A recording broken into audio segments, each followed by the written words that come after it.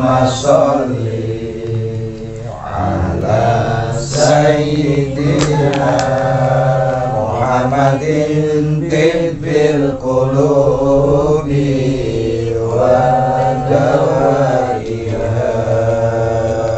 wa afiyati abdani wa shifaiha wa nuril absari wa diyaiha wa ala alihi wa sahbihi wa sallim.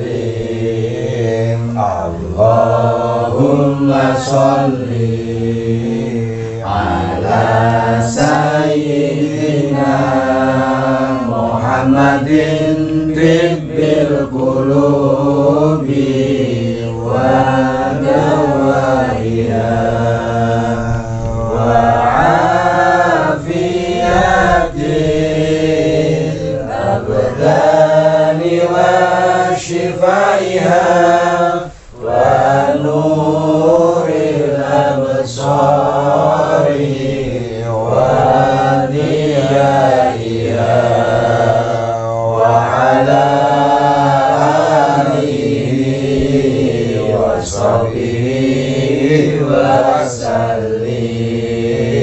Allahumma sholli ala sayyidina Muhammadin tibbil qulubi wa dawaiha wa afiyatin abdani wa shifaiha wa nuril absari wa diyaiha wa ala alihi wa sahbihi wa sallim.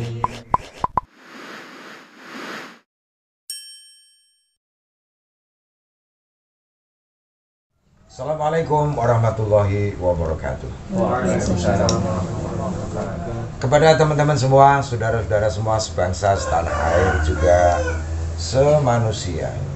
Pada kesempatan ini berkenaan dengan saya Tilek Pak Waji ini yang jaga gawang Pondok Pesantren Laju Cepu, yang kemarin dapat alangan diparingi selamat. Kalau wong Jawa senenge slametan, ana piye-piye penting selamat. Dan ini kesempatan ini ternyata bersamaan, cuman keduluan Kang Irawan dan kawan-kawan ya. Jadi ini sebuah momentum cinta ya, orang direncanakan tetapi Allah mempertemukan pada satu titik yang menurut Rasulullah sebagai sunnah. Karena kalau ada yang sakit junuklah, itu artinya kita harus merasa menghadirkan derita di saat sedulur kita sedang susah. Tapi juga ada yang lain, yakni kita harus seneng atas kegembiraan sedulur. Contohnya padane Mas Irawan Lorabi, apa mesti datang apa gembira atas gembiranya. Kang sinten ini? Kang Habib, nanti ketemu judul Kang sinten? Mujiman. Kang Mujiman, nanti asal kita dikasih tahu dulur sangat indah hidupnya. Dan tentu saya duduk di sini ini seperti rumah saya sendiri, rumahnya Pak Waji ini. Itu berkaitan dengan ya karena anaknya Alita bisa tari sufi, juga adiknya ini Hilmi, dan sejak dulu kita gelibetan untuk menghidupkan suasana di Cepu dengan persaudaraan dan kebersamaan dalam banyak hal ya, terutama di MBJNU, di Ansor, Banser, Ibu Mui PPNU, juga Pagar Nusa, dan juga dalam peradaban yang lain. Dan kali ini khusus ini kita akan bicara tentang ruqyah yang merupakan tip atau obat ala nabawiyah ya. Dan itu bagian dari ya proses of giving, memberi atau sedekah kepada sedulur yang sedang susah, dan itu peranan yang sangat indah. Dan tentu ini bagian dari wilayah cinta Mas Irawan dan kawan-kawan dalam tim ruqyah. Dan nanti Mas Irawan biar dongeng. Setahu saya wong dulu tidak bisa ruqyah, kok malah iso, itu kan ono ceritane kuwi. Dan tentu soal-soal begini di kalangan NU bukan asing ya, soalnya NU itu memang ya zuhiron wa batinan ditelateni. Bagi yang dohir peradaban ditata, bagi yang batin juga dibereskan. Dan NU punya banyak landasan karena ya kedalaman dan keluasan ilmu yang tercakup di dalam fondasi NU itu sendiri. Dan monggo Mas Irawan, saya tak ngopi sambil duduk jenengan berkisah sekilas kok iso jenengan sampai punya tim ruqyah. Lah nek ana wong ruqyah kok ora wae sedekah berarti ini ruqyah tanpa rupiah. Itu namanya apa ya? Ya ikhlas, tulus. Landasannya kan ngono ya Mas ya. Kita yang penting melayani soal aspek rezeki itu Allah yang mengaturnya. Dan monggo Mas Irawan, kita sudah sering ketemu bersama dan ini bagian dari kebersamaan yang lain karena menyangkut pelayanan kemanusiaan. Ya, oke, monggo. Assalamualaikum warahmatullahi wabarakatuh. Pertama-tama dulu tuh saya spiritual lah intinya, pengennya jadi orang bermanfaat buat orang-orang, Mbak. Iya. Terus ya ada pelatihan ruqyah itu pengen ikut. Dan akhirnya tuh saya ikut. Nah, udah COVID itu udah jadi ruqyah, jadinya praktisi ruqyah itu ya. Terus setiap penanganan itu saya penasaran pengen nangani sendiri gitu. Nah, waktu dulu pas penanganan itu wah, sangat mistis sekali. Waktu penanganan itu setiap membacakan doa di orangnya itu, orangnya itu kesurupan langsung, frontal, teriak-teriak panasan. Sampai aku tuh panik, panik gitu waktu. Malah sing ngobati wedi dhewe. Panik gitu. Soalnya baru awal menangin pasien posisinya frontal, kesurupan. Nah seperti itu. Terus saya panik, aku tinggal ngopi dulu. Aku tinggal relax.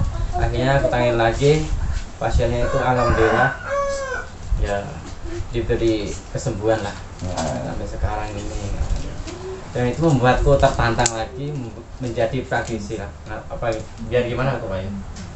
Biar lebih semangat lagi lah.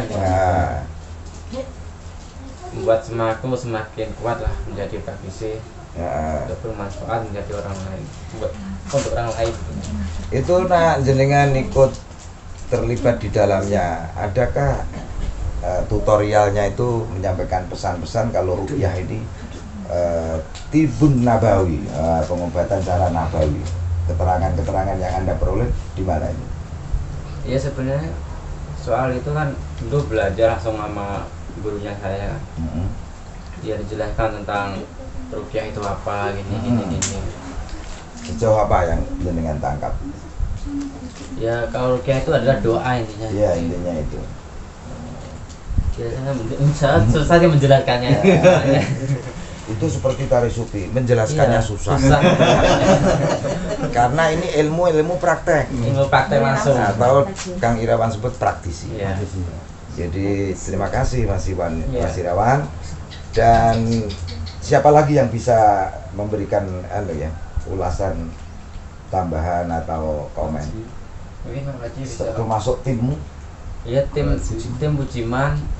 Kadang penanganan sering sama Pak Waji, Bujiman sama Ibu Waji penanganan bareng kadang. Lah Pak Waji sendiri sudah pernah atau hanya menemani pelayanan? Bagian aja. Oh, pengawalan. Anu bondo nak ono sing polah ngono. Iya. Iya, Pak. Kalau menjadikan alhamdulillah gitu. Oke, belajar ngoten dereng sampai nangani gitu dereng sampai. Belajar ya. Alhamdulillah. Dan ini ruang bagi kita Mas Irawan untuk apa ya? Khairun nas anfa'uhum linas tadi ya. bermanfaat bagi sesama manusia. Tentu ditambah lagi nih Kang Budiman, pengalamanmu tim ini bagaimana? Ya pengalaman saya itu ya selalu ikut sama Mas Irawan. Ya, selalu mendampingi dia. Dia harus belajar lah, selalu belajar terus sama dia. Itu. Nah, alasannya mendampingi nandangi dewi rong wani. Belum. Ya takutnya itu apa? Frontal. Takutnya itu. Tapi wong niatnya apa ya rasa wedi gitu kan. Karena negeri ini tuh negeri apa ya?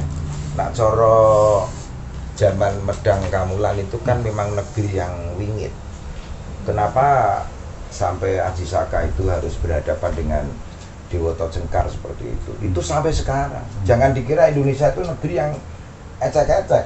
Ini negeri yang sangar loh, wingit. Untuk itu bagi siapa saja ini saya sampaikan, boleh datang ke Indonesia, tetapi harus pakai tata krama loh. Soalnya ada kaitannya makhluk-makhluk lahiriah, tapi juga ada kaitannya makhluk-makhluk batinia yang bersifat ghaib. Ya, ketoke ora ketok tapi ono. Iki padha karo corona wong-wong ya dipercaya. Ora ketok tapi ono. Kuwi sama, dan itu bagian dari penanganan yang kita diatasi oleh Kang Irawan dan kawan-kawan. Ini anaknya Pak Waji ini sebenarnya juga timnya Alita sendiri. Nah, ini semua bagian dari ya Kanjeng Nabi selalu menyatakan bahwa sebaik manusia adalah yang berguna bagi sesamanya, sebaik orang adalah orang yang berguna bagi sesamanya. Ahabun nas ilallah azza wa jalla anfa'uhum linnas. Terus tindakan ruqyah ini saya mengatakan sebuah upaya untuk membuat saudara itu tersenyum. Jadi ahabul a'mal ilallah azza wa jalla sururan yadkhuluhu ala muslim. Penggawean nak dirampungke kok iso gawe waras, iso gawe senyum bahagia, itu pekerjaan yang paling disayang oleh Allah. Nah ini saya ingin juga komentar dari orang yang pernah diruqyah, namanya Mas Tio. Kenapa kowe kok nganti Assalamualaikum warahmatullahi wabarakatuh. Waalaikumsalam.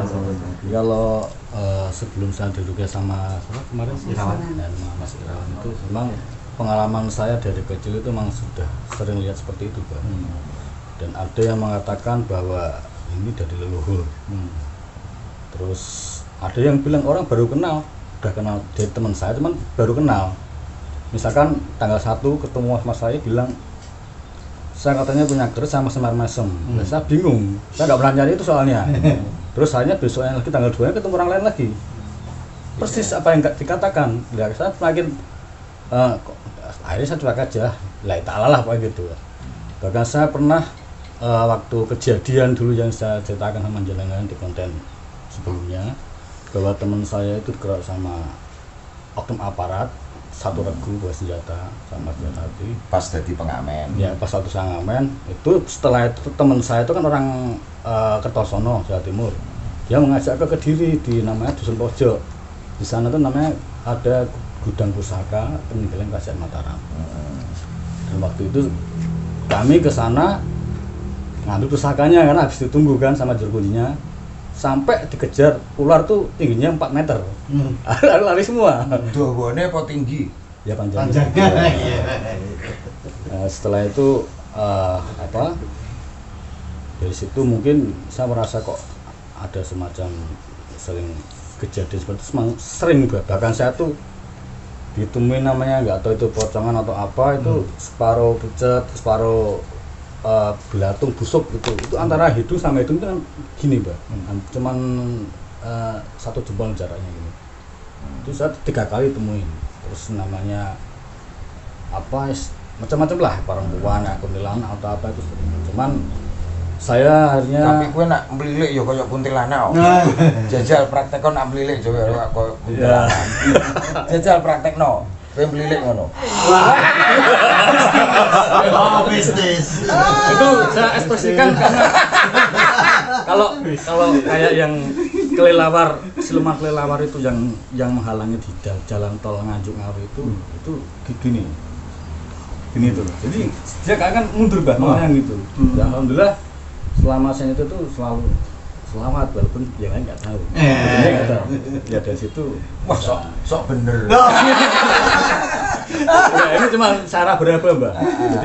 Jadi setiap kejadian apapun, mungkin masalah yang lain itu memang dengan adanya sholawat memang banyak pertolongan. Ya ampun sholawat. Terus untuk dalam hal ruqyah sendiri itu memang saya mencoba ini mas, bukan mbak YouTube. Karena saya sebenarnya pengen di ruqyah juga di Semarang ada di masjid mana tuh, misalnya apa mana itu ada ruqyah masal. Tapi saya mau ngikutin tapi waktunya tuh kayak nggak bisa karena kebutuhan kerja. Nah, saya mencoba belajar dari YouTube, ruqyah mandiri. Dari ustadz apa itu. Terus akhirnya sama istri saya cuma suruh tungguin saja, saya mencoba untuk ruqyah mandiri. Memang dari yang saya awal pertama itu saya belajar ruqyah mandiri dengan membacakan Al-Fatihah, Anas, Falaq, Ikhlas sama Ayatul Kursi. Ini saya tekan ke perut. Terus saya rasakan sampai mual, sampai akhirnya terjadi reaksi merinding. Akhirnya saya keluar gini, ya memang itu ada reaksinya Bang. Kayak semacam apa ya? Ada yang keluar gitu. Ya kita nggak bisa lihat, wujudnya apa nggak bisa lihat. Akhirnya pas waktu mau keluar dari mulut tuh rasanya tuh kepala tuh kayak batu yang besar, itu kayak menganga, kayak mau meledak. Terus sampai saya tuh mau nggak kuat, kayak mau berhenti gitu, tapi saya coba terus, hanya muntah teriak-teriak, mbak istri itu, wah kok teriak-teriak awal-malam gitu. Jadi sampai tengah ada yang dengar, paginya tetangga bilang, Bu, semalam Pak Tio kenapa? Dia mandiri. Nah, dari situ, alhamdulillah dari semua saya tadinya bisa lihat kayak gitu hal yang mistik, alhamdulillah sudah berkurang. Dan memang tahun 98 waktu saya jadi security di Pantai Marina itu saya juga sering dilihatin. Itu di situ saya terakhir ya, istilahnya membuang pusaka yang saya punya. Istilahnya saya tujuannya baik untuk mengembalikan ke asalnya dengan niat lillahi ta'ala.